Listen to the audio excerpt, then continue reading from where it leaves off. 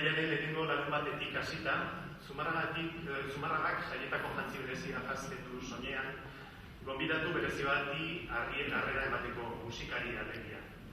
Herrian musika bizitza nabarmena bada urtean zehar, musikaldiarekin areagotu egiten da.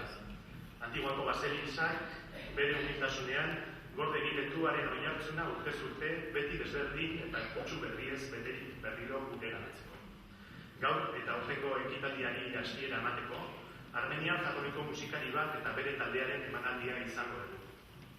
Ara Malikian, Fernando Orozco, Miguel Rodríguez, Moisés Sánchez eta Martin Brun osatzen dute boskotearen musikak beteko du gure lehenengo arratsa.